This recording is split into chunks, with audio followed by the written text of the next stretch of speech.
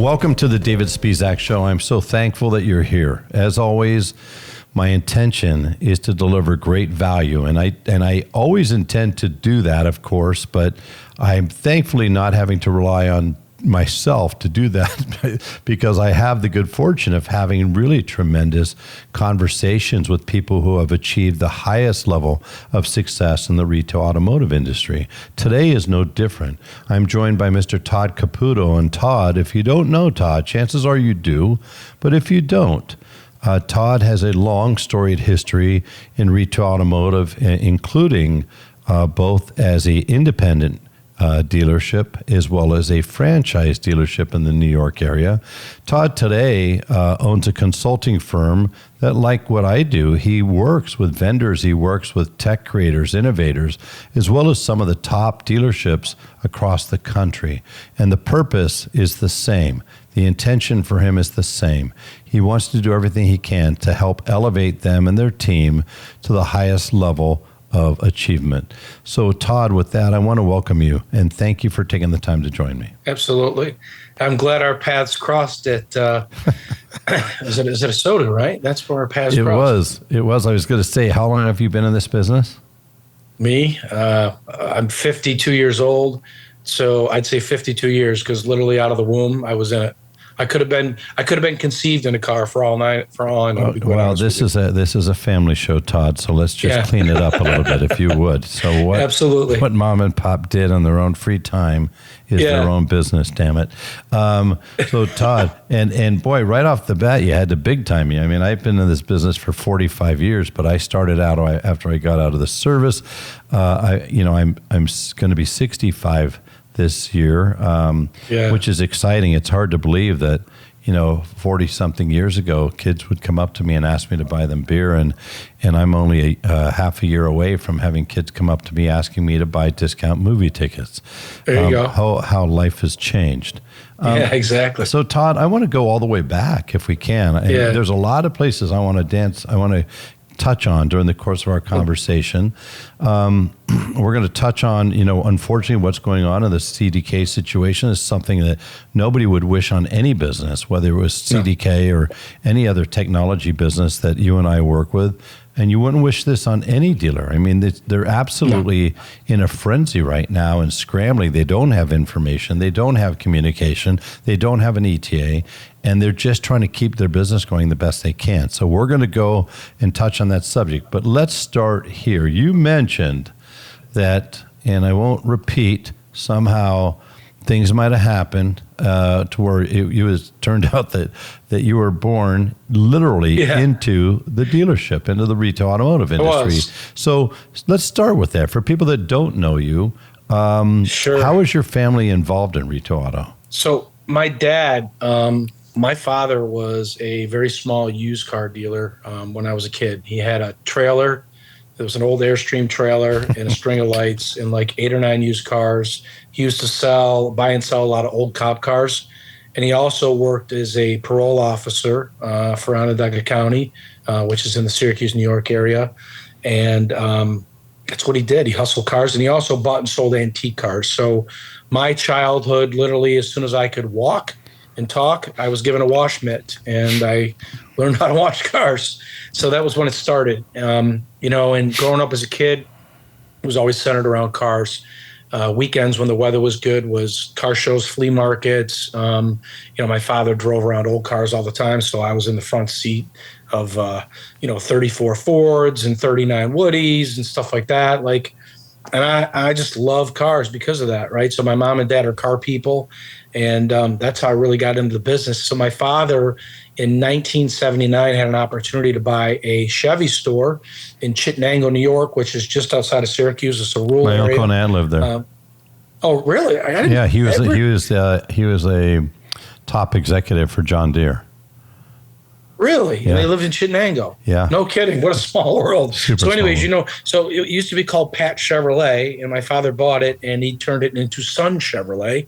And he bought, and it was a really bad time to go into the car business, as you know, right? So late 70s, early 80s, he was undercapitalized, inexperienced as a new car dealer in a very over dealered market. And he literally almost lost everything, right? Like sent out his payable checks, didn't sign the bottoms of them just so he could get a little bit extra float. And he literally almost lost it all. And he'll tell you this by the grace of God. He made it by the grace of God and GMAC, right? GMAC believed in my dad and they helped him get through that time. And my father made it through. So while he struggled, I was a kid, literally in a car dealership, learning how to clean cars, learning how to pull parts, working at a parts counter. I learned how to sell cars. I swept floors. I did everything there was to do in a car dealership between the ages of, say, a new car dealership between the ages of, say, 8 and 21. Other than turning a wrench, I'm not mechanically inclined. I can get in a car and I can drive it down the road and tell you it needs a wheel bearing or an alignment or it needs rotors or pads, but I don't know how to fix it. I know how long it takes, but I don't know how to do it myself. I'm not mechanically inclined at all. So, that's how I got into the business, was that. My father was the kind of dealer that literally picked up customers' cars and at their homes, or they dropped them off at our house at dinner time. And my father brought them in for customer pay or warranty work and gave him a car to use and then brought the car back the next day. So him and my mother did that because my mother worked at the store as well. And that's how I was raised.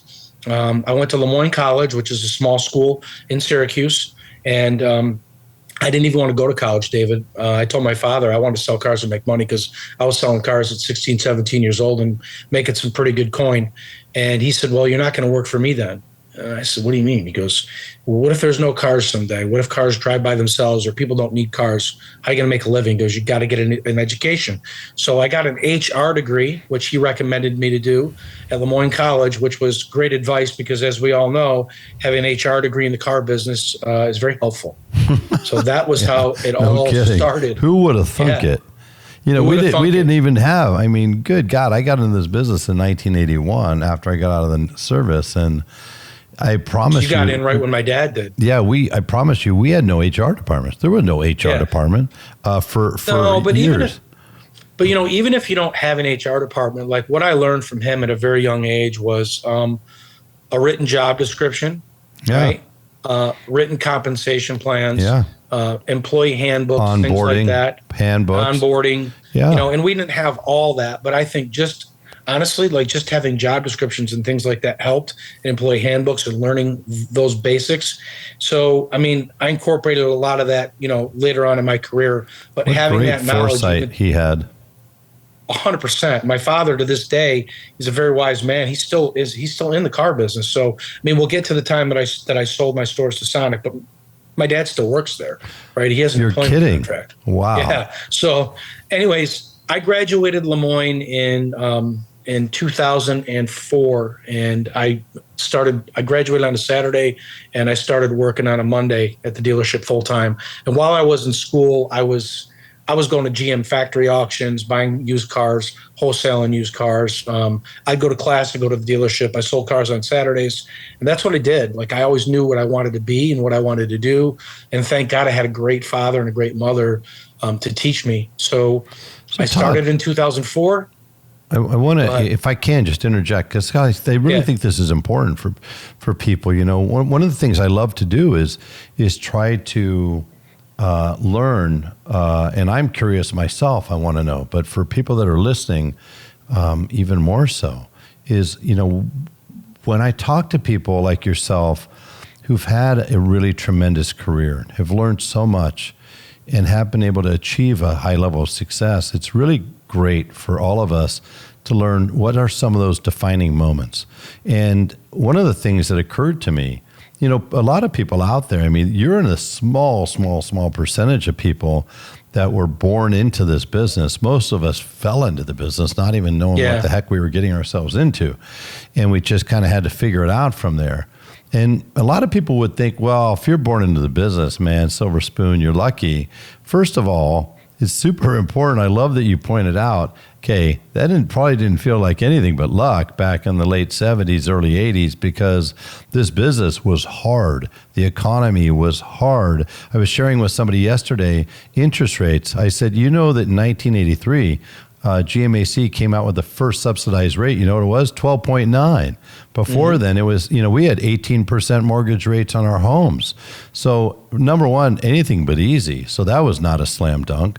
But second thing is, oftentimes when kids, there's a big difference, Todd, between a have to and a want to. The things we want to do, we pursue, we love them, we lean into them, we want to get better at it. The things we have to do is just, it's a job. And I'm really interested for myself and everybody. What was the defining moment that really clicked in your brain? At what point did you know, okay, I'm not just doing this because it's my family's business. I love the car business. This is what I want to do. When did that happen? Do you remember? Probably when I was like 14 or 15 years old. I mean, I worked at other jobs too. I worked at McDonald's flipping burgers. I worked at Wegmans grocery store. I worked at the Video King, which is like a Blockbuster video. Like I worked other jobs too, for a reason. My father made me, number one. And number two, like I was good for me to actually do that. But I always just inside knew that I was a car dealer. Like I just love cars. I was born and raised around them, and it's in my blood. And I knew that I always wanted to do it. And thank God, like that I just had parents that gave me that opportunity to do it and really taught me some really, really good values, right? Like at the end of the day, that's all that matters. They taught me some great values: how to treat a customer, how to treat other people. Growing up in a family business, how to treat each other, a husband and a wife, because there was a lot of fights at the dinner table in my house between my mom and dad. And then when I got involved in the business too, I was living home for a little while. Like it's hard. Family businesses, people think, it's easy. You're a dealer brat, this and that. It is not easy. And I don't care if your daddy's got one dealership or your daddy's got 20 dealerships, right? Like there is a level of stress in owning your own business that people truly do not understand and should never, ever judge, like ever. You don't know what people are going through. I agree. And I think that's just a great statement, great advice for anybody, anytime in life. Speaking of hard, when you came out of college with that HR degree and you entered back into the dealership after being in it before, and now you're coming back into it, I got two questions. I was always in it. So even during college? Lemoyne is... it was local. Was literally 20 minutes from the dealership. So I'd go to class and learn about things that happen in the classroom. And then I learned the real world when I was at the dealership, either selling cars or going to the auction. So, I mean, what a blessing that was too, honestly, right? Like I got the education on the street and I got the education in the classroom at the same time. And I also sold a lot of my college professors. I sold them cars too. So it worked out pretty good. I love it. So at the time when you graduated and you come back, now you have a college degree. One of my curiosities, and I think people would find it interesting, and you just mentioned that family businesses are anything but easy oftentimes. What did you in particular, when you got into full time in the dealership, was there any time during the course of your career, your early career, that you found it to be, for whatever reason, extremely difficult? Was there something about the business that was particularly challenging for you that you knew that, hey, I got to figure this out if I'm going to go to the next level? How to treat people, especially when I was in my 20s. I was educated in college. I went to the General Motors Dealer Academy. My father put me in as a general manager at a very young age, put me on a leash, right? He kept a close eye on me. But, when you're young, and I try to teach dealer clients this, I work with some dealer clients now that have kids that are in the business in their 20s and 30s. And I was just with some kids at Northwood, right, from Adasoto. It's wisdom at the end of the day of how to really treat people. And just because you're the boss or the general manager or the sales manager or whoever, or the dealer's kid, it doesn't mean that you can just make people do stuff. They have to want to do stuff for you, and you have to really truly be able to lead them. And they have to lead, they'll follow you because they love you and they trust you. They won't do it. They just won't do it because you tell them to do it, not in the way that they should get it done. And that was the hardest thing for me to learn as a kid. And those are some of the things that my father taught me, right? He always said, it's not what you say, it's how you say it, right? Because I would get frustrated. I knew the right things to do. I had in my mind, where to bring this business to. But honestly, there weren't some of the right people in the chair, right? We had to move some people around, which again is not easy to do. It's not always easy for someone who's 45 or 50 years old to work for someone who's 23 or 4 who thinks he knows it all, which I did, right? But I did work hard. Like I was at the dealership bell to bell every day, but I had to learn how to talk to people. I had to learn how to lead people. And you don't learn that. You don't learn that in the classroom. Like you just don't. That takes time and wisdom. And that was my biggest struggle early in my career. So Todd, let's move forward now. And at what point did you end up with yourself being an independent dealership operator? And, and then how did you transition from that into franchise? So that's a good question. So I first thing I did was I hired great people, right? It's never me, it's never I, it's always we. I was able to secure some of probably the most talented people in the industry in this area. And I frankly just stole them from my competitors, to be quite honest with you. I made relationships with a lot of them at the auctions because I used to go to the auctions all the time and buy cars. I became friends with them and I offered them jobs. And then they brought the people from the other stores that they brought to me, and I paid more than anybody. Our Chevy store, when I started working there, was doing 50 a month, new and used. I was up to like 210, 220. 30 or 40 new and the rest were used. And we were very, very, very used car focused. One day I went to pick up a friend of mine who was a wholesaler. We were going to go drive, and he worked for a competitor of mine, and we were going to drive to a factory auction. I pulled into Burdick Lincoln Mercury, which was on Route 11 in Cicero, which is a very small store. They were doing like 40 new and used a month.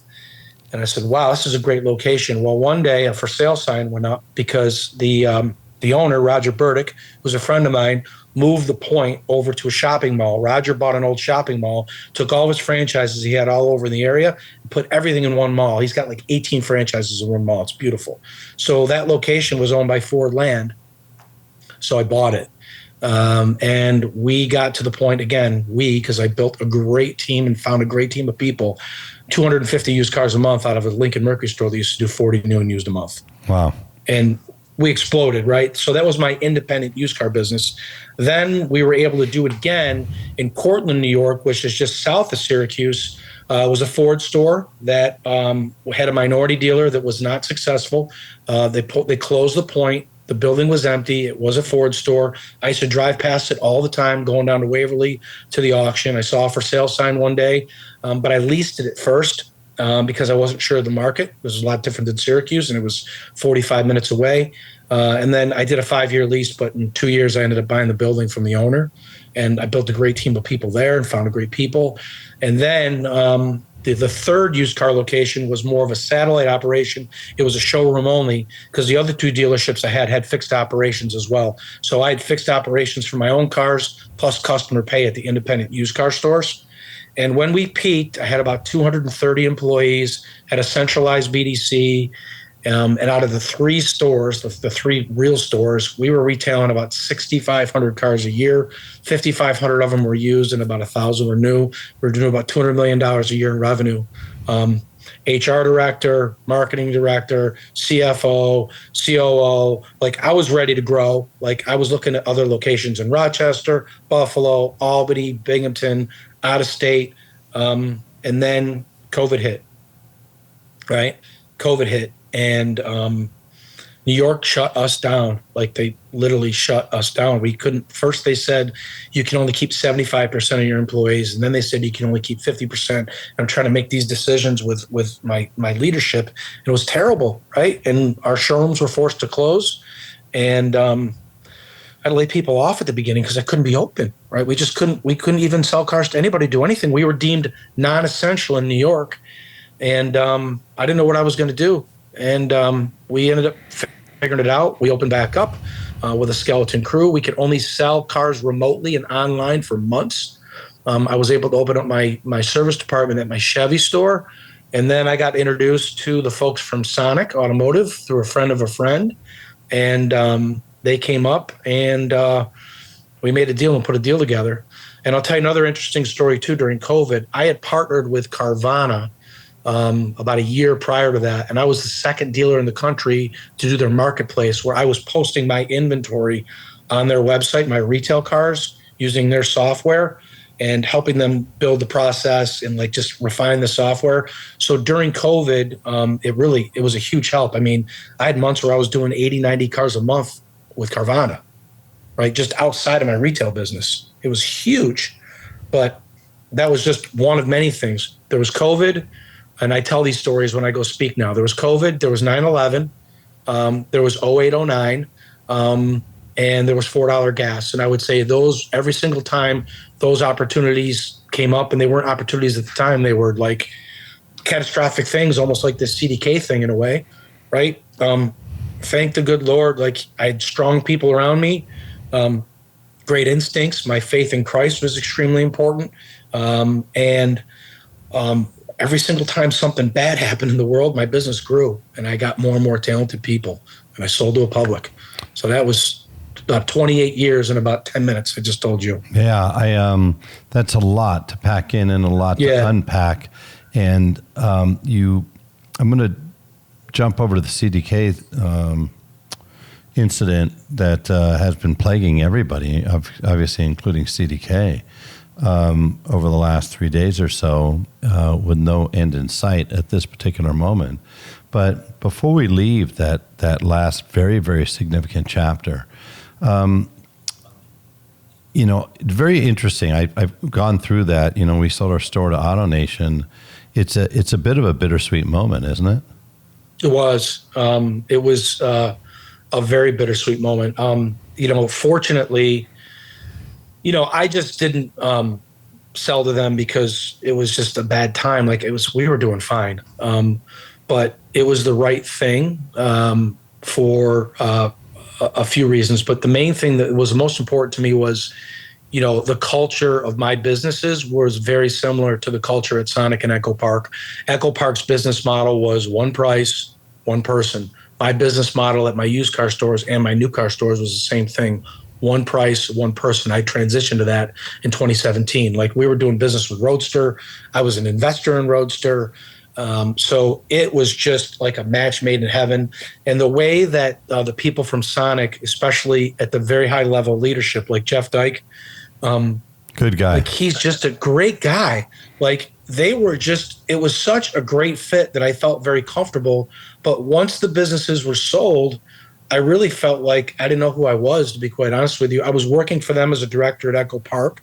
But, it's hard when you have 230 employees and you're your own boss, and all of a sudden you go work for a public and there's 9,500 and you're reporting to a few people, you're reporting to people. And again, they were great to me. They're super respectful. I got along good with all of them, but it was really hard for me. Like I knew I was like a different person. It took me time to figure it out. I had the hardest time going from being a car guy to a corporate guy. I was just a car guy.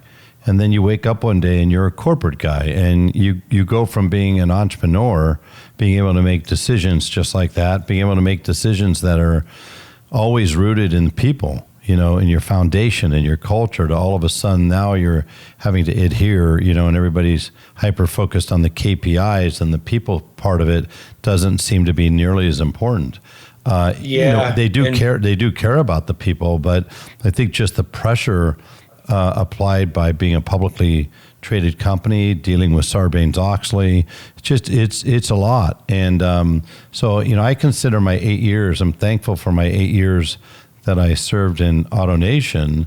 Sounds like it was the military, but in a way it kind of was. But I consider that my MBA in the car business. It forced me to look at things. It just forced you to look at things differently, didn't it?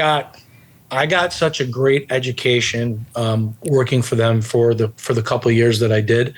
What was challenging too, right? When you say you're trying to figure out who you are and trying to fit in, it was like knee deep in COVID, right? So like a lot of the diligence that was done remotely.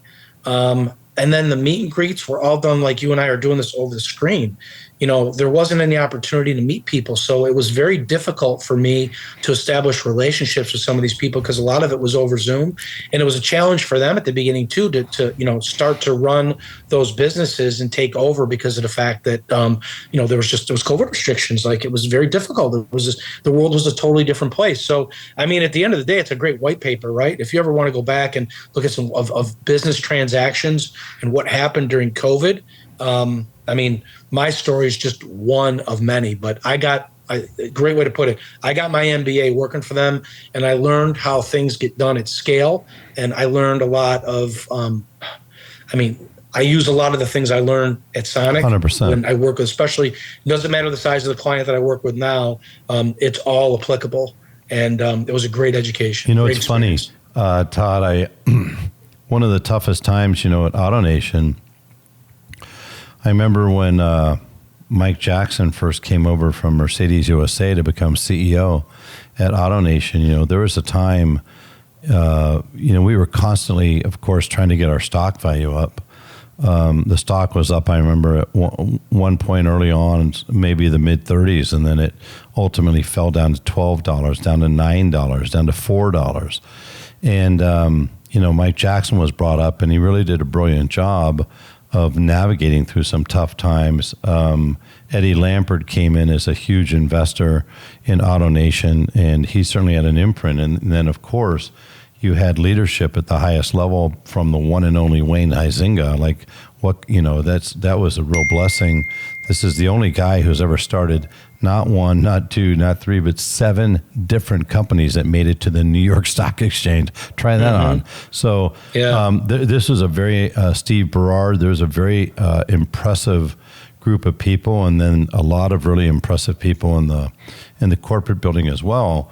But, it was just so different at that time. And, to your point, you're trying to navigate, you're trying to kind of figure your way out. You're trying to say, okay, what can I apply from my previous life as a private that will apply here? And what can I take from the public, and do everything you can to not allow yourself to cross your arms, lean back and go, okay, come on, that's not going to work.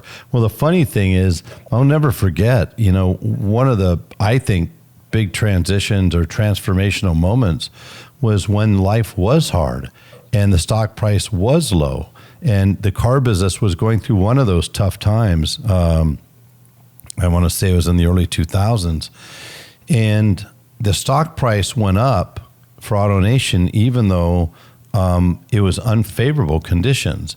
And the reason it went up, and I've never forgotten this, is because they were a master at 3 things.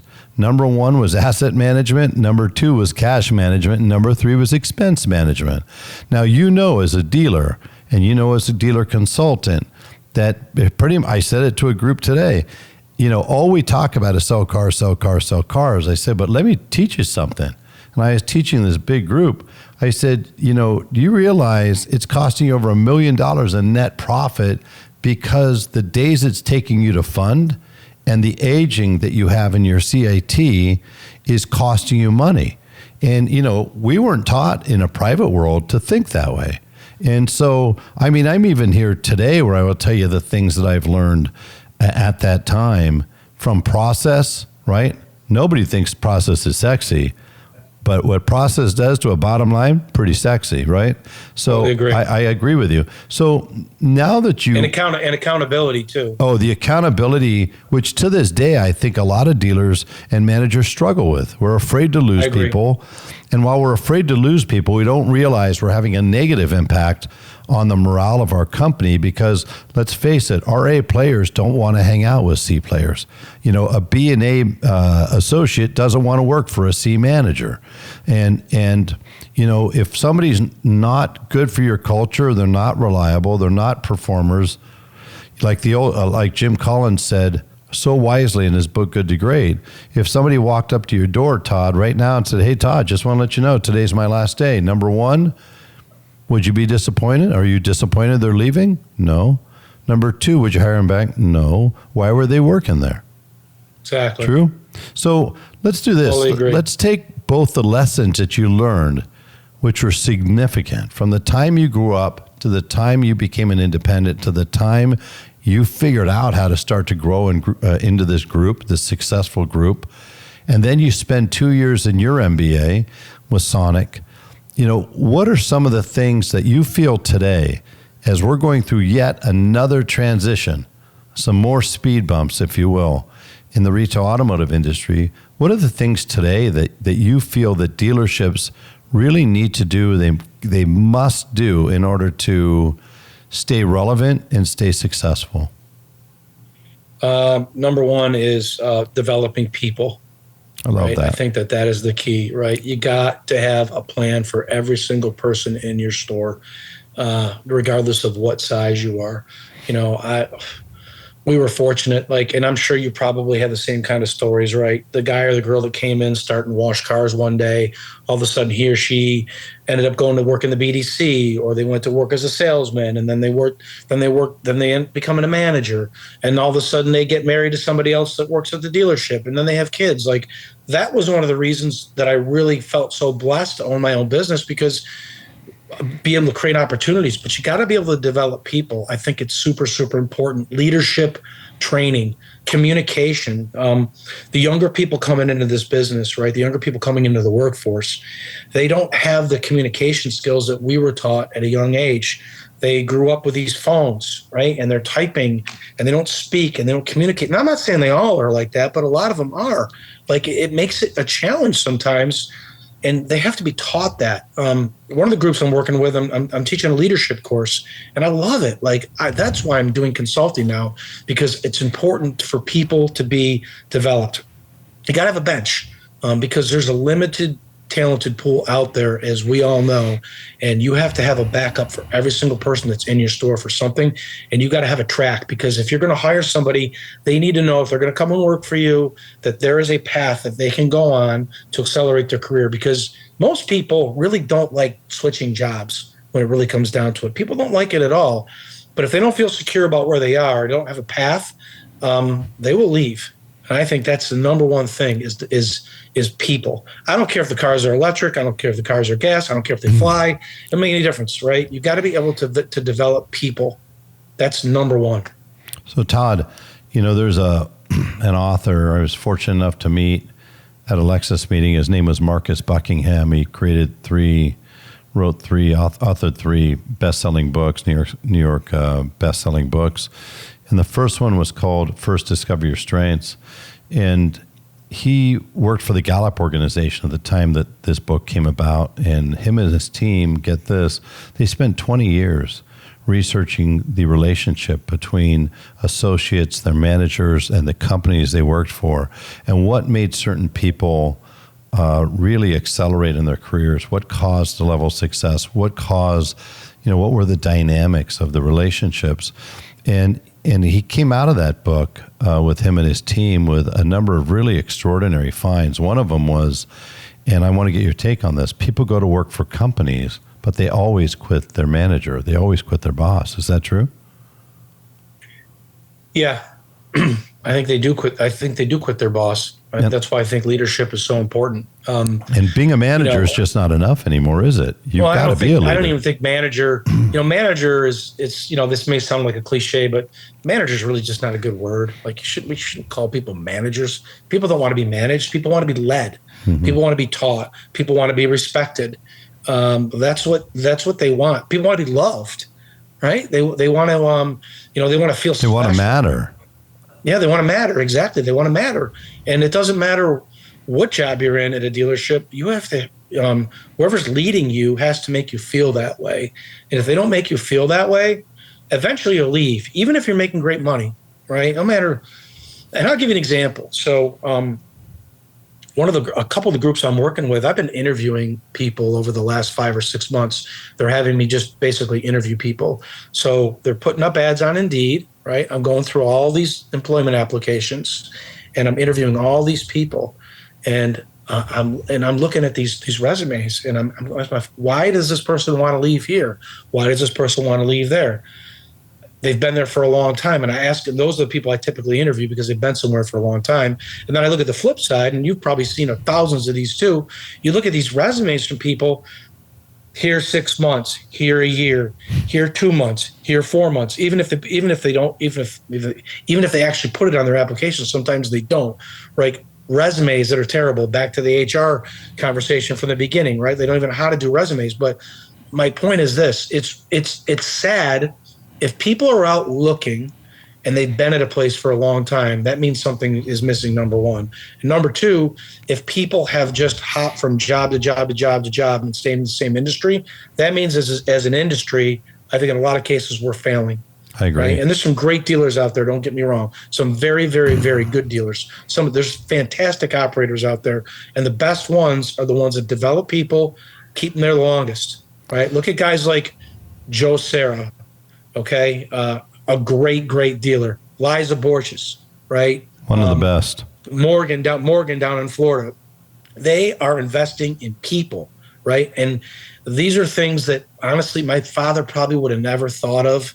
I think people from past generations would have never thought it because they always thought it's always about money. I'm telling you, especially after COVID, it's not always about money anymore. People really want to feel safe, secure, respected, loved, and feel like they matter, like you said. You know, in this book, Marcus Buckingham, and I always suggest anybody pick it up, but they also came out with 12 questions. And these 12 questions, as an employer, you know, as a leader, if you buy this book and you look at those 12 questions, I want you to imagine asking your people these 12 questions, and you're probably going to cringe wondering if they'll answer a single one yes.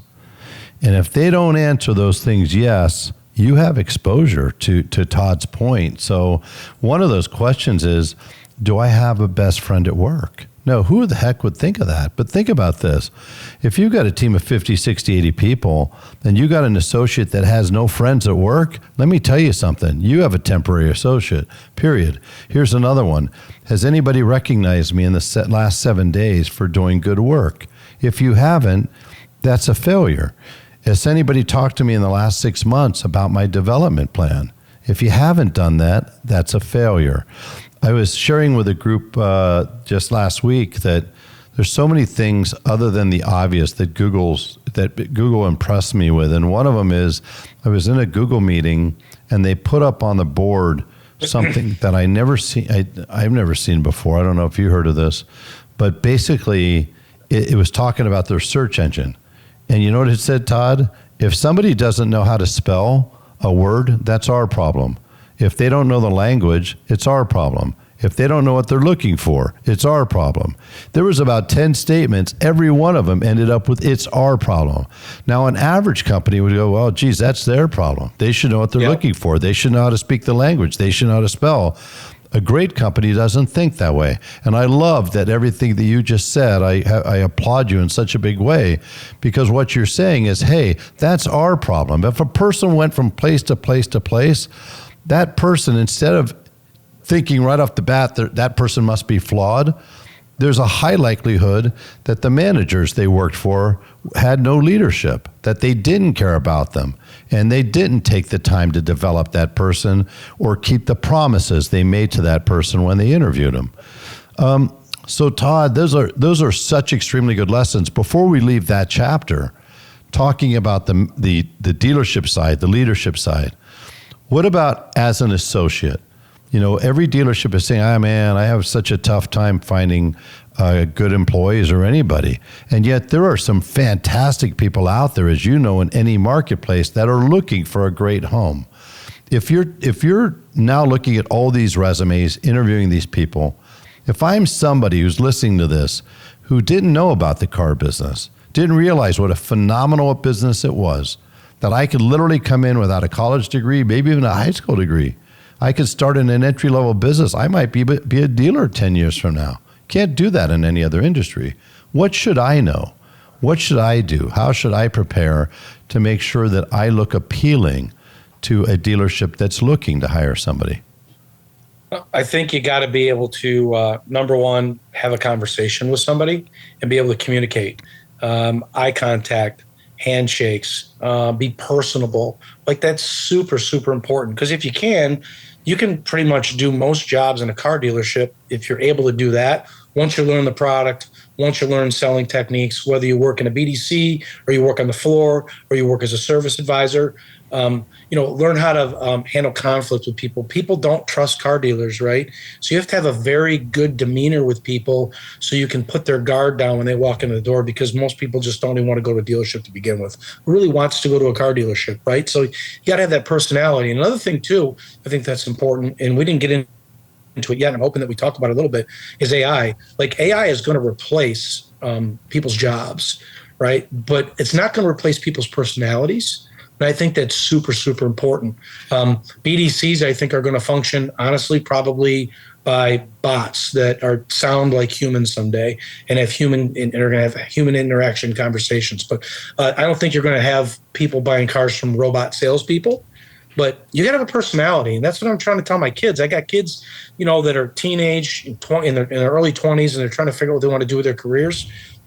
And I tell them, I'm like, you need to look at what AI could possibly, if it could possibly replace your job, but it will never, ever replace a handshake. It'll never replace looking somebody in the eye. It'll never replace your character. Will not nurture a relationship. Showing people love, relationships, respect. That will never, ever happen. That to me is the key. So since we're going to talk on AI a little bit before we jump over to the CDK situation to wrap up, I had the good fortune of being at the Presidio Group's annual retail conference a couple months ago. Spectacular event that happened in Dallas, Texas, at a museum, Air Museum.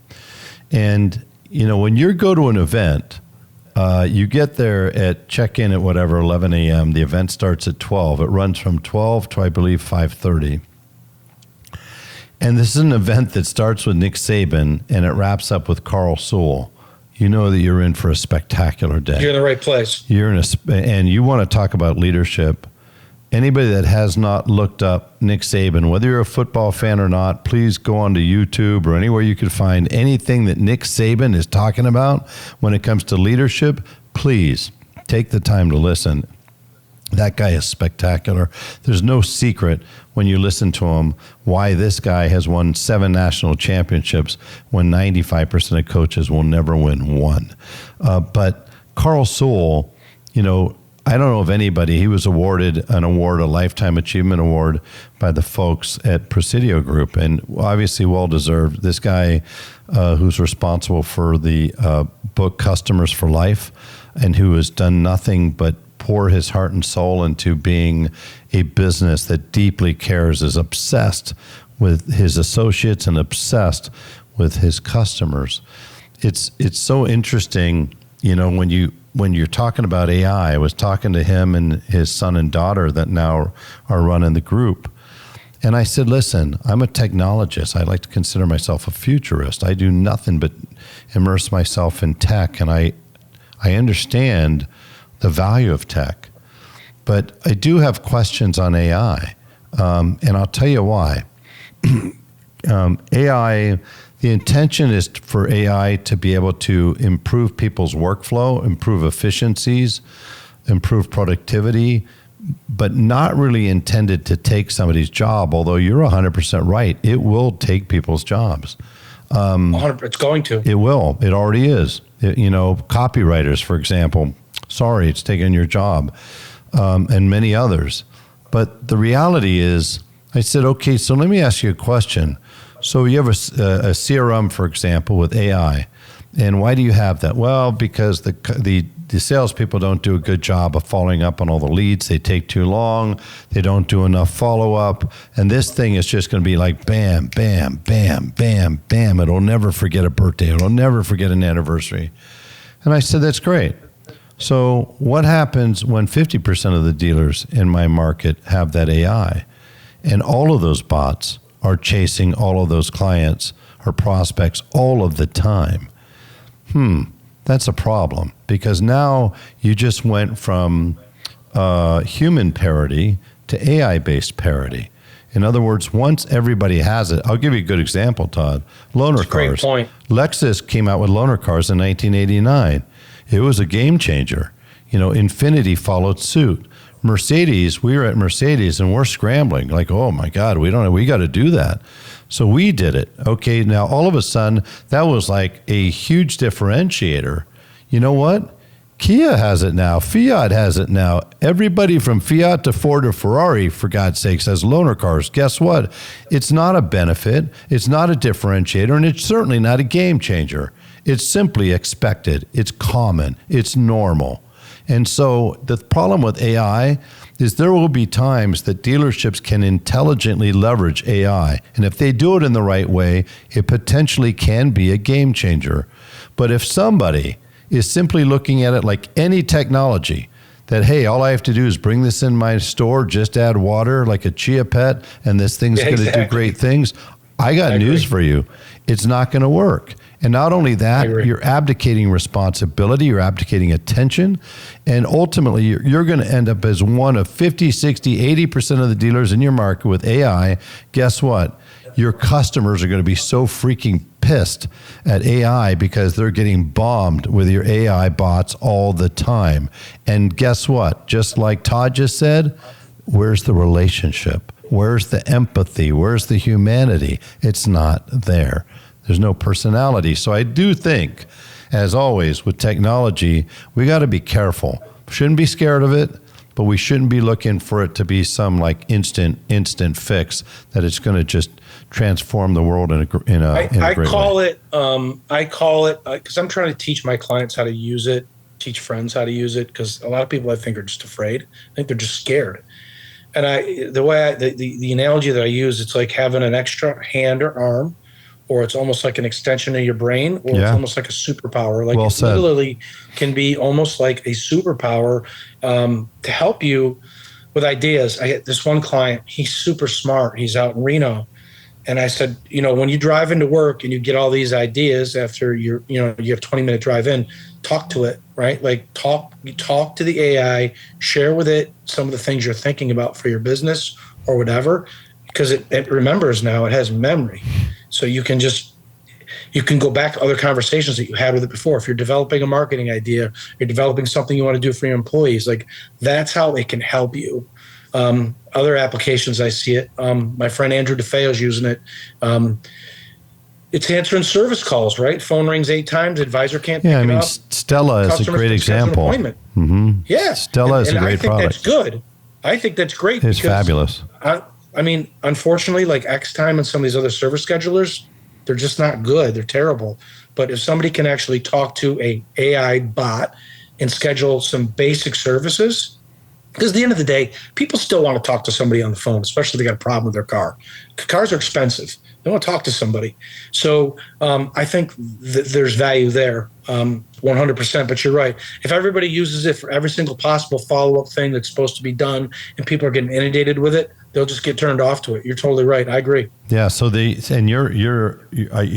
buy into what you're saying 100% as well. Stella AI, I think, does a great job in that respect because it's conversational and it's been elevated to the point to where there's such a level of intelligence within the generative AI. Not all AI is equal, as you know.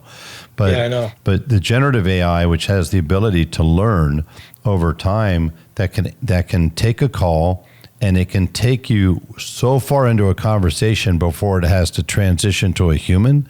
It's going to allow those calls to be handled much more effectively.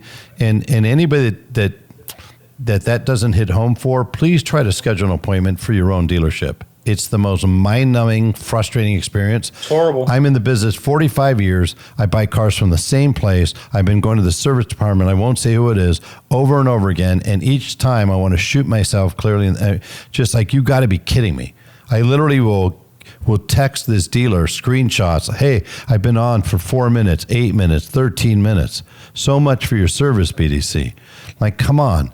At the end of the day, when a caller can be picked up initially, immediately, and that person, which sounds like a person, and frankly, we don't know if it's a person. Let's be honest, Todd. As a customer, we don't care. If you could just get me on and off the phone in 2 minutes, I'll call you whatever you want me to call you. So you want me to call you Mr. Spock? You want me to call you, Dr. Seuss? I don't care. If you help me make an appointment and go back to my life. So it's got some great potential value. We just can't misuse it. We got to be careful. And you said something. It will never, ever replace the ability for a great culture to be able to impress and impact our clients. So listen, as we head towards wrapping up, and thank you again. This has been such an interesting conversation. Yeah, I've enjoyed it. Todd, I just literally got chills. This is no exaggeration whatsoever.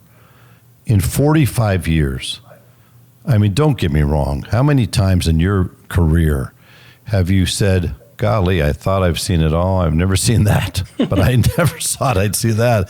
Okay, in 45 years, this is out of a science fiction novel. This is out of some kind of a crime drama or, big, high-tech suspense film. I mean, Tuesday night, CDK gets hit by what they characterize as a cyber incident.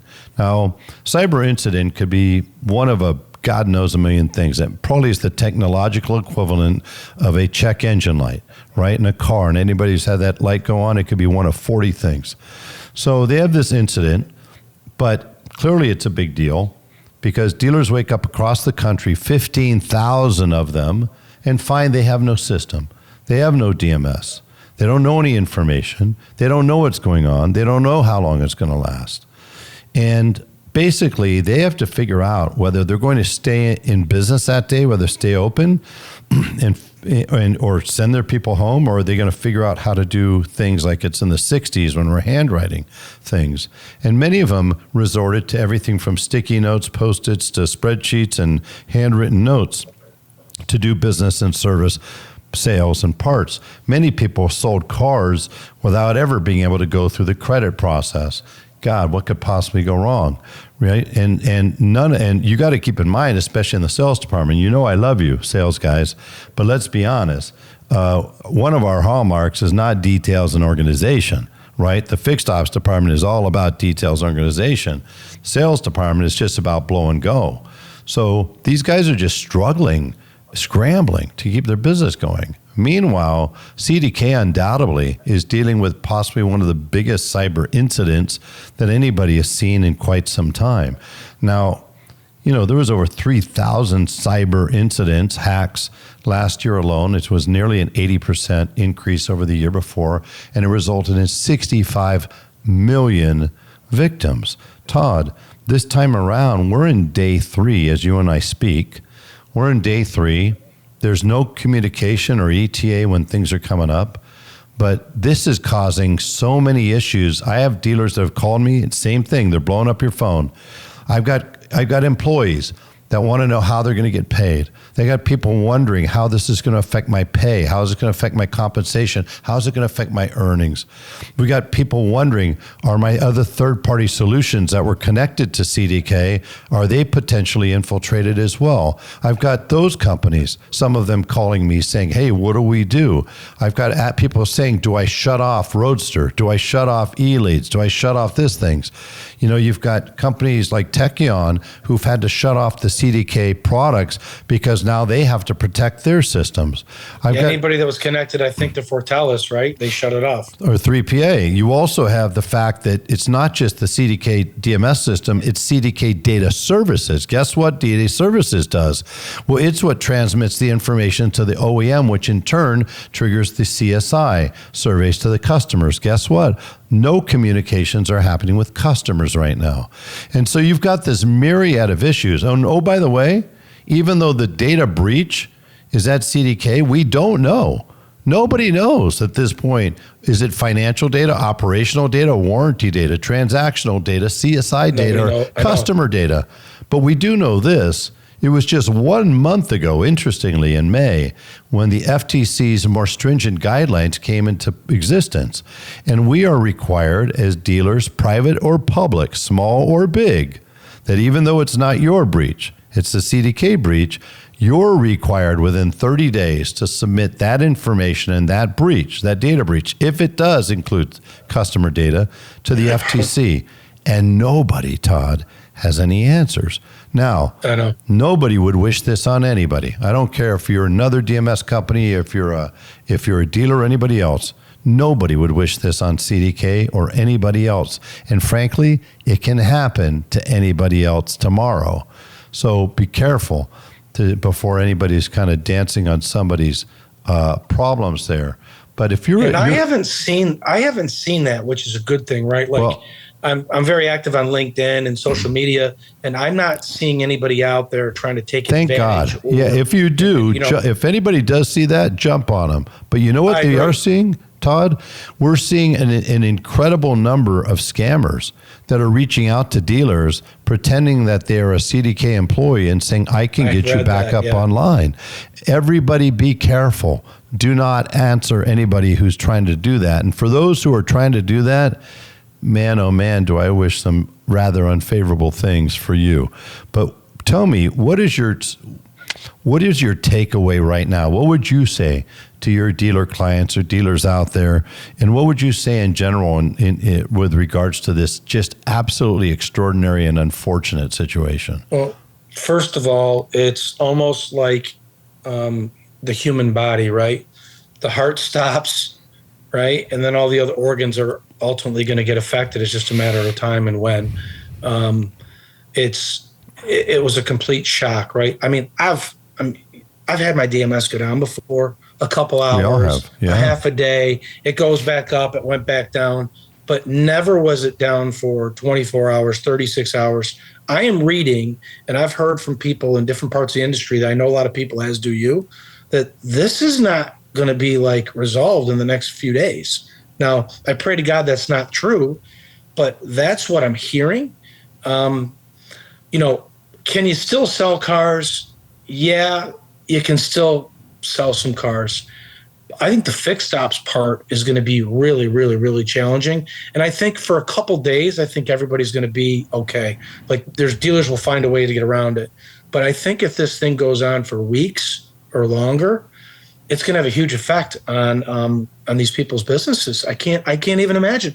I can have an effect on the used car market. Potentially could have an effect on the new car market. Insurance, right? Like, business interruption insurance, 15,000 dealers just in this country alone, the business interruption insurance. Plus, CDK is a worldwide company. They have heavy truck dealerships. I was told that they owned a company or had involved with a company called CVR, which helps with vehicle registration, titling cars. I was told that was hacked too. Absolutely. Now, again, I don't know if that's fact, but that's what I was told. I was told the same thing. Michigan DMV. So, I mean, this has a ripple effect, right, that I don't think everybody truly knows yet at all. And I think it's going to play out over time. It's just a terrible, terrible thing.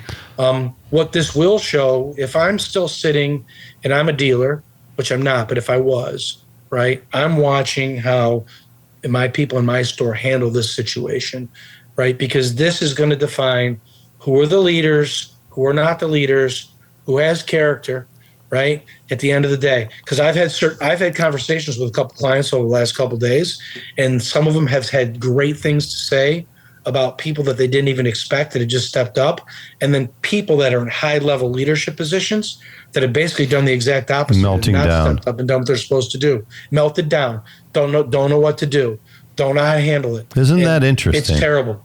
Isn't that interesting? And I tell you what, couple things. You find out who your friends are when it's not convenient to be your friend. I'll tell you that. And captains are made in bad weather, not good weather, right? Yep, I agree. And you know this to be true. Leaders in our organizations are not necessarily managers, and managers are not necessarily leaders. And what a fascinating thing you just shared, and it's a great thing for us to look at across any dealership organization, is please recognize those people who are exhibiting extraordinary calm, extraordinary patience, extraordinary work ethics, and extraordinary outlooks right on life right now in the midst of a really, really difficult time. And if you have any associates, first of all, we got to thank all of our associates because they're all paying a price to a certain degree.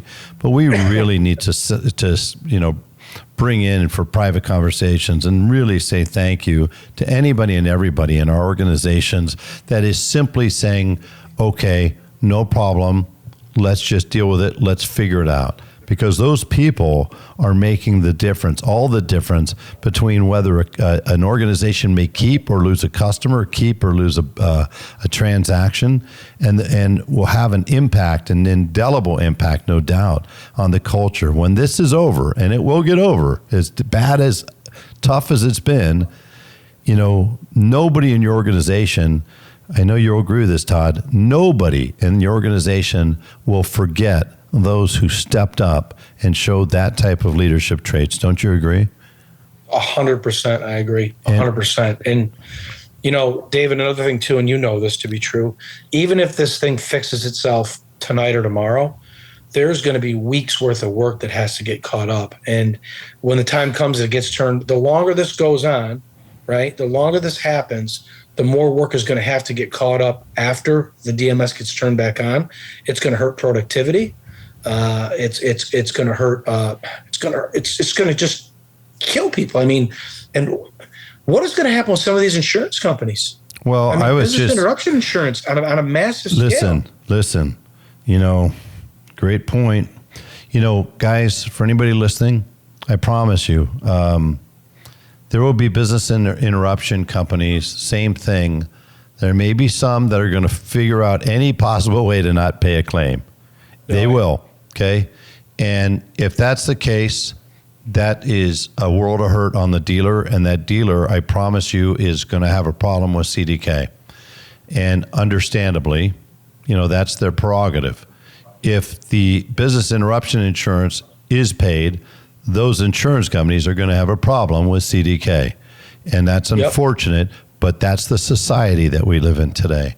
You have data that was either corrupted, lost, breached. And when you have data breaches, you have victims. And victims, this could be everywhere from an OEM to one of your clients, to your vendors, to your wholesale parts people, to, the companies that you do business with. This is so wide, who knows? But, I feel bad for the associates at CDK, especially those that don't know any more than the dealers do. How do they deal with this? And you gotta feel bad for CDK, because it's pretty likely that there is going to be a tremendous aftermath to this. I will say this, once the system comes up, well, everybody is going to be reveling in that and be thankful for that. That's just going to be getting into the starting block for those folks at CDK who now are going to have to wait days, weeks, and who knows, months before they have a full ability to understand what the fallout will be. And it could be anything from reputational to financial, to clients, to litigation. So, for everybody out there, I think the right thing to do is exhibit, as much humanity as we can muster up, as much patience as we can muster up. And, just wish that this thing first and foremost gets resolved so that all of the dealers can get back to business as usual, and as well as their associates. And two, wish no harm. Hopefully this thing, it figures itself out, and at some point life goes on. But I just have a sneaking suspicion that this is going to have, like I said, some really unfortunate reverberations over time. Totally agree. I totally agree. So, listen, what a pleasure it's been to speak to you. Yeah, I agree. It's been really great getting to know you today. You as well. And I look forward to being able to keep connected. I saw Liza at Asotu. For anybody that doesn't know Liza Borchas, if you have a dealership group and you're not familiar with the Carter Myers organization, please get familiar with them. They are like no other. Liza, totally, you talk about leadership like no other. Scott Simons and her other operators, the people in her organization, it's remarkable, as you know firsthand. World class. Literally world class. It's just like they are a wow. So, Todd, it's a pleasure, and I appreciate everybody taking the time to listen. I know with confidence that you've learned some really great things from Todd and received the value that I told you it was my intention, my hope that you would get. So thank you for taking the time to listen. If you know somebody who's looking for a job in this business, or looking to hire somebody, or wanting to elevate in terms of leadership, or wants to get to know Todd, if you go to davidspisak.com, you will get show notes, including information on how to connect with Todd. But please take the time to share this with somebody that you want to have get the same type of help from Todd as you undoubtedly received. Please take the time to leave a review, good, bad, or ugly. I like them all. I appreciate them all. That's how I learn. And I look forward to having you back next time on the David Spisak Show. Todd, such a pleasure. Wishing you all the best. It was a look pleasure. forward to seeing you again Thank you soon. so much. Thanks so much, Todd. Thank you, David. All the best. Thank you. Thank you, everybody.